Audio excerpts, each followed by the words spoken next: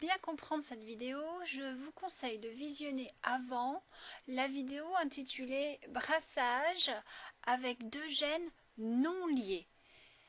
Donc dans cette vidéo, celle qu'on va faire maintenant, on va s'intéresser au cas du brassage dans le cadre où les gènes sont liés. Qu'est-ce que ça veut dire deux gènes qui sont liés? Ce sont deux gènes qui sont situés sur le même chromosome. Ils sont liés par de l'ADN. On a donc ici, dans cette cellule, 2n égale 4 chromosomes.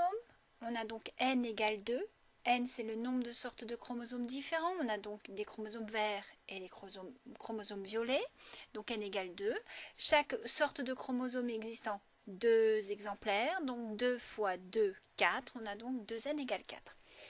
Donc, cette cellule est une cellule germinale, disons se trouvant dans un testicule animal, et il va falloir fabriquer des spermatozoïdes. Nous avons donc, au moment de la préparation à la méiose, je vous rappelle qu'au départ les chromosomes sont simples, il y a une phase de synthèse, les chromosomes deviennent doubles, et les chromosomes vont se pelotonner et former donc des chromosomes visibles, puisqu'au départ ils sont déroulés pour que l'ADN puisse être lu dans la cellule, mais au moment de la division, on fait des pelotes d'ADN, c'est plus facile pour séparer tout ça, sinon si tous les filaments d'ADN sont enchevêtrés, comme les filles, elles ont les cheveux emmêlés le matin, vous passez un coup de brosse, tout casse.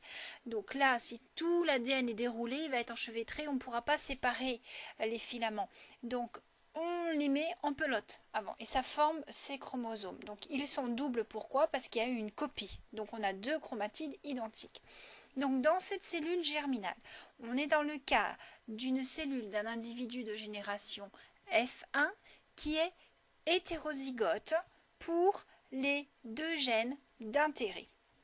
D'accord? Alors en général, on travaille sur des gènes qui correspondent à des caractères visibles en surface de l'animal. Donc chez la drosophile, on va souvent travailler sur les gènes de la longueur des ailes, la couleur du corps, la couleur des yeux. Travailler sur un gène qui est responsable d'un caractère interne de l'animal, ça va être difficile parce qu'il faudrait disséquer l'animal. Donc on ne peut plus faire de croisement derrière. Donc en général, on fait une étude de gènes qui sont responsables de caractères visibles en surface. Donc ici, notre individu est un individu donc F1 qui est obtenu par croisement d'un parent P1 double dominant, c'est-à-dire homozygote, et d'un parent P2 double récessif, homozygote, donc récessif, pour deux gènes d'intérêt. On peut dire donc par exemple le gène longueur des ailes et le gène BLAC qui est responsable de la couleur noire du corps. Faites attention, chez la drosophile, il y a 3 gènes responsables de la couleur du corps. Les deux principaux que vous étudiez sont BLAC et Ebony, puisque ce sont des gènes qui ne sont pas situés sur le même chromosome. Donc si on prenait l'exemple longueur des ailes et le gène BLAC couleur du corps, on serait sur les chromosomes numéro 2 ici de la drosophile. Donc on va se contenter d'un simple brassage interchromosomique. Interchromosomique, ça veut dire qui se passe entre les chromosomes. Donc au moment où les chromosomes vont s'aligner sur l'équateur de la cellule, on peut avoir très bien le double récessif qui se met à gauche et le double dominant à droite, ou vice versa. D'accord?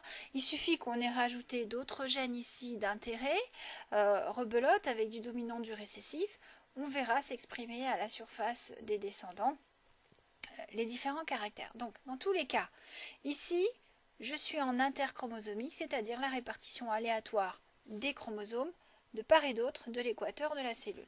Donc en supposant que mon chromosome des allèles dominants se mette à gauche, décidément je perds encore mes bouts de pâte à modeler. Donc là je vais avoir une cellule fille, première division, on sépare les paires, une autre cellule fille, donc j'ai deux cellules filles. Chaque cellule fille qui ne possède qu'un seul chromosome double va à son tour se diviser. Là, cette fois, on sépare les chromatides. J'ai donc deux futurs spermatozoïdes ici. Là, je sépare dans la deuxième cellule fille de première division les chromatides. J'ai donc deux nouveaux spermatozoïdes. Donc, je vais avoir un spermatozoïde avec un chromosome vert qui possède les deux allèles dominants, un autre spermatozoïde qui possède les deux allèles dominants. Je vais avoir un spermatozoïde qui possède les deux allèles récessifs et un spermatozoïde qui possède les deux allèles récessifs. Donc maintenant, là où ça va être intéressant, c'est quand on va faire le croisement test cross avec un parent double récessif. Ici, on va se retrouver dans le même cas que si on avait deux gènes non liés. D'accord, on a soit du dominant, soit du récessif. Donc finalement, on a du 50-50. Donc notre individu F1 qu'on avait au départ possède donc un chromosome qui possède les deux gènes dominants. Donc il possède un chromosome avec les deux allèles dominants et un chromosome avec les deux allèles récessifs. Donc on est dans le cadre de la longueur des ailes, L ou grand L pour long ou VG pour vestigial. Et pour la couleur du corps, un grand G pour gris et puis un petit b pour black. Black est récessif. On ne s'intéresse pas dans notre tableau de croisement à l'autre paire de chromosomes, il n'y a pas de gène d'intérêt dessus. Je vous rappelle que dans un F2BC, on va donc croiser notre F1 avec un P2 qui est lui un homozygote double récessif, donc VG, VG, B et B. Je vous rappelle que dans le cadre où les gènes sont liés, on dessine une seule barre avec les deux allèles au-dessus. Chaque barre représente un chromosome. Donc sur un chromosome, j'ai L et G et sur l'autre chromosome, j'ai VG et B.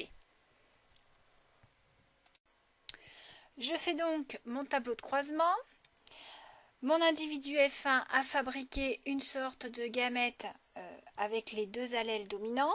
Donc il va apporter un chromosome qui possède L et G dominants. Et ce chromosome va s'associer à celui apporté par la femelle P2, à savoir VG et B. Donc là, j'ai une cellule œuf. À côté, je vais avoir la même chose. Pour le deuxième cas, F1 a produit des gamètes avec les deux allèles récessifs. Et comme la mère apporte aussi deux allèles récessifs, je vais avoir ici, finalement, 50% de individus LG VGB et 50% de VGB sur VGB. Donc 50% d'individus à caractère parental dominant et 50% d'individus à caractère parental récessif.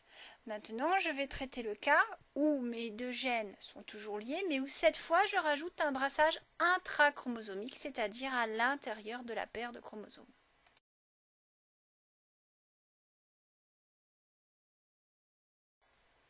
Maintenant, je vais rajouter, en plus de la position aléatoire des chromosomes de part et d'autre de l'équateur, c'est ce qu'on appelle le brassage interchromosomique, je vais rajouter un brassage intrachromosomique. C'est-à-dire qu'au moment de la prophase, quand les chromosomes se forment et s'apparient, c'est-à-dire se mettent par paire, ils viennent se positionner l'un à côté de l'autre, mais il y en a un qui chevauche l'autre. Et à la zone de contact, il va y avoir une cassure. Donc, ma chromatide, ici, va se sectionner. Celle qui est dessous également. Vous voyez, mon petit couteau, il serre. Qu'est-ce qui va se passer? Le morceau qui était sur le chromosome de gauche va venir se mettre avec celui de droite. Et celui du chromosome de droite va se mettre avec celui de gauche. Ah, je perds encore mes gènes. Ah, ma pâte à modeler, elle est toute sèche. Attendez, on va tout remettre en place. Voilà. Donc, j'ai fait mon petit échange là. Donc, qu'est-ce qui se passe maintenant? J'ai ici une paire de chromosomes qui finalement n'est plus celle du départ. Je fais une pause, je recolle tout ça et je reviens. Bon voilà, j'ai recollé mes petits bouts de pâte à modeler qui commencent vraiment à sécher, à plus trop tenir. Donc, j'ai fait un échange entre mes chromosomes. Je vais laisser de côté mes chromosomes violets, ils ne m'intéressent pas, ils m'encombrent. Je travaille sur mes chromosomes verts. Donc finalement, cet allèle-là, il était ici avant. Celui-là qui est récessif, il était là.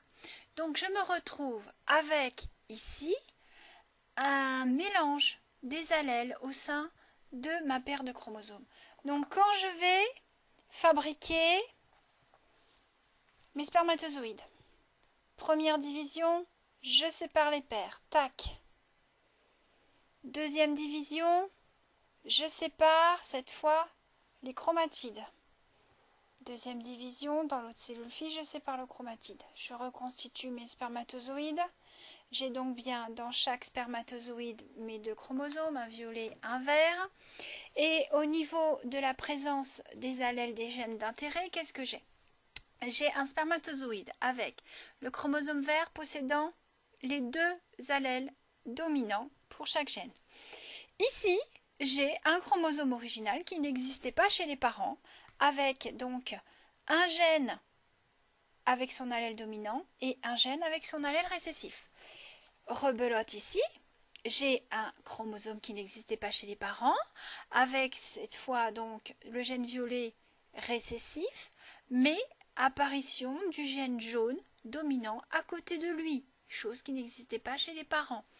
Et ici, un chromosome qui existait chez les parents, chez la mère, à la P2, puisque j'ai deux allèles récessifs pour chaque gène. Ce schéma correspond donc finalement au premier tableau de croisement que je vous ai dessiné en début de cette vidéo, où je m'intéressais au simple brassage interchromosomique, c'est-à-dire sans crossing over. C'est donc le cas, souvenez-vous, je vous avais mis 2 fois 50%, 50% de phénotype parental dominant et 50% de phénotype parental récessif. J'espère que ce schéma a été clair pour vous et que vous avez tout compris. À bientôt. Donc dans un brassage intrachromosomique où on a deux gènes d'intérêt qui sont liés, quand un crossing over est réalisé, on le voit au niveau d'un F2BC. Donc quand on fait un croisement back-cross, donc je vous rappelle que F2 on est en deuxième génération de fils, BC back-cross, un croisement en arrière en English. On peut voir aussi un test cross en français. Cross, bon ça vient toujours de l'anglais, hein, c'est quand on fait un crossing over, on croise. Donc un F2BC, qu'est-ce que c'est? On prend un individu F1 hétérozygote. Hétérozygote donc pour les deux gènes d'intérêt qui sont liés. Donc je vous rappelle qu'il y a une barre et sur cette barre on a mis le gène des ailes longues et le gène du corps gris. Sur l'autre chromosome, la deuxième barre, il y a donc la version VG du gène pour L vestigial, donc le deuxième allèle ici récessif, et l'allèle récessif du gène petit b qui donne une couleur noire, donc B pour black. Donc dans un test cross, on fait un croisement de F1 hétérozygote avec un parent double récessif. Donc sur chacun de ces chromosomes, il y a les allèles VG pour la longueur des ailes et B black pour la couleur du corps. Donc dans notre tableau de croisement, notre parent P2 étant un double récessif, il ne peut donner que deux sortes de gamètes. Chaque gamète contient donc un chromosome portant les allèles VG et B, donc L vestigial et black. Deux possibilités seulement.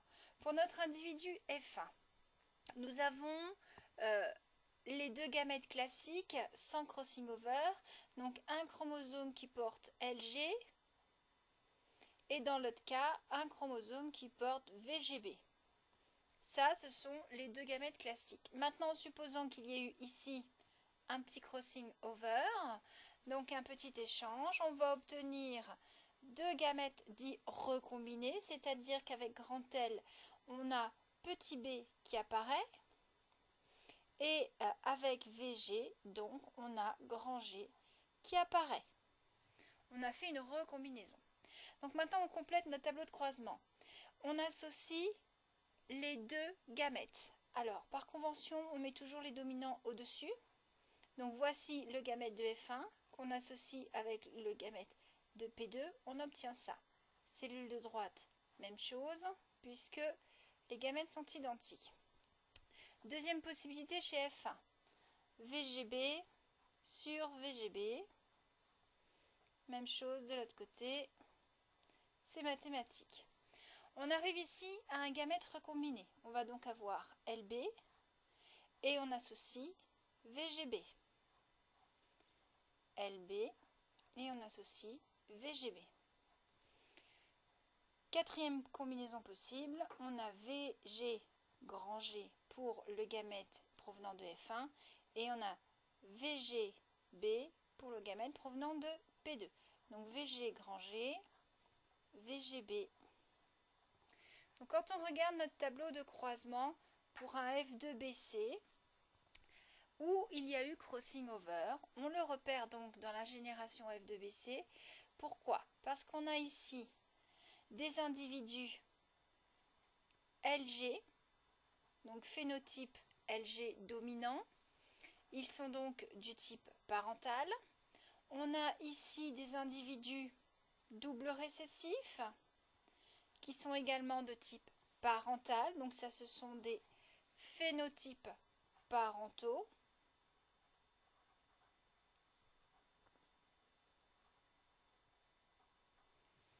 Et on va avoir des phénotypes dits recombinés qui apparaissent. Ici donc, j'ai L qui domine sur VG, donc au niveau du phénotype, je ne vois que L longue. Par contre, j'ai deux allèles petit b qui sont récessifs, donc mon individu aura un corps noir. Donc là, j'ai un individu qui est recombiné. Il a des ailes longues et un corps noir. Ça n'existe pas chez les deux parents. F1 a forcément les ailes longues et un corps gris. Et le parent P2 a forcément les ailes courtes et un corps noir.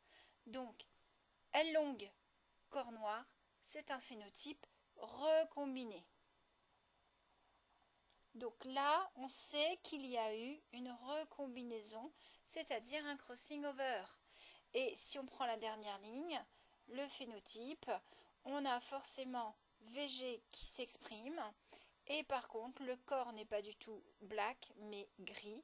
Donc on a ici également un phénotype recombiné, c'est-à-dire donc un individu avec un corps gris et des ailes vestigiales, ce qui ne correspond à aucun des deux parents. Donc quand on est dans ce cas-là, quand on trouve des phénotypes recombinés, on sait qu'il y a eu crossing over, à une seule condition, c'est que ces individus sont présents en petite quantité. Les individus recombinés, on peut les trouver lors d'un brassage interchromosomique classique avec des gènes non liés. Reprenez la première vidéo, mais à ce moment-là, on aurait 4 fois 25%. Or, dans ces cas-là, quand on fait les comptages, on trouve en général du 40% par là et du 10% par là.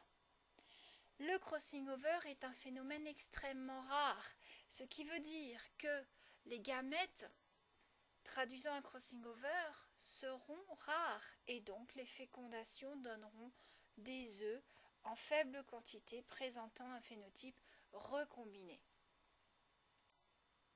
Donc ici, quand on regarde les résultats de ce F2BC, en prenant en F1 une femelle et en P2 un mâle, on va trouver dans les individus LG, c'est-à-dire un phénotype parental de type F1, 415 individus.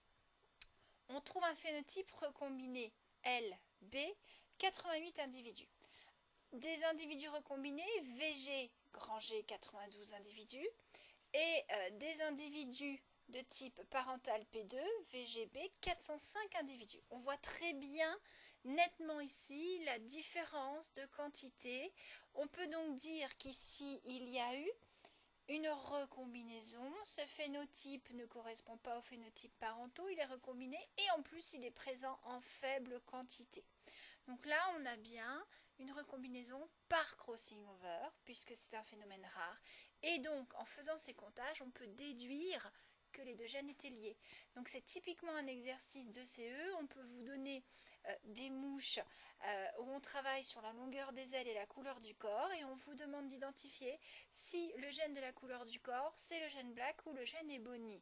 Si c'est le gène ebony, vous auriez 4 fois 25%, puisque ebony n'est pas du tout sur le même chromosome que le gène de la longueur des ailes.